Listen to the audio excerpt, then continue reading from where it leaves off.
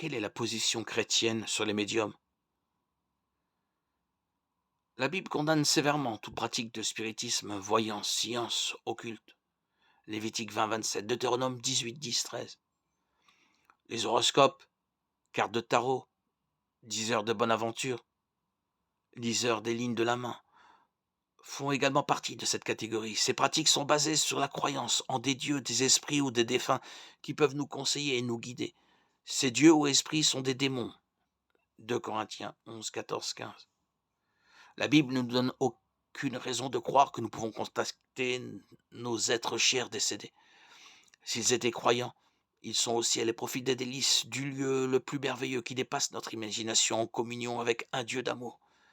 S'ils étaient incroyants, ils sont en enfer et souffrent éternellement pour avoir rejeté l'amour de Dieu et s'être rebellés contre lui. Donc, si nos êtres chers décédés ne peuvent pas nous contacter, d'où les médiums, spirites, voyants, obtiennent-ils des informations aussi exactes?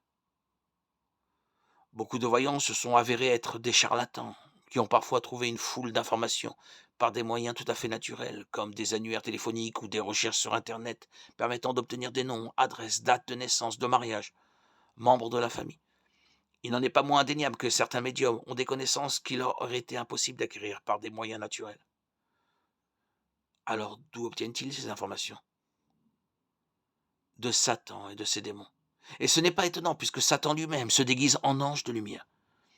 Il n'est donc pas étrange que ses serviteurs aussi se déguisent en serviteurs de la justice. Leur fin sera conforme à leur acte. 2 Corinthiens 11, 14, 15. Acte 16, 16, 18. Raconte l'histoire d'une voyante qui pouvait prédire l'avenir jusqu'à ce que l'apôtre Paul chasse un démon d'elle. Satan fait semblant d'être bon et utile. Il veut paraître bon. Satan et ses démons donnent au médium des informations sur une personne afin de l'accrocher au spiritisme que Dieu interdit formellement. Cela semble innocent au départ. Mais très vite, la personne devient dépendante de son médium, permettant inconsciemment à Satan de contrôler et de détruire leur vie. Pierre nous exhorte, soyez sobres, restez vigilants, car votre adversaire le diable rôde comme un lion rugissant, cherchant qui dévorer. 1 Pierre 5, 8. Dans la plupart des cas, les médiums eux-mêmes sont trompés et ne savent pas quelle est la véritable source des informations qu'ils reçoivent.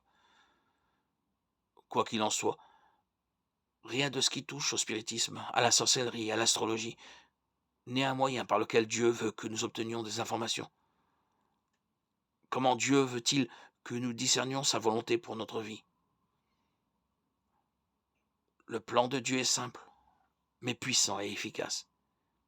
Étudiez la Bible de Timothée 3, 16, 17 et priez pour la sagesse. Jacques 1, 5.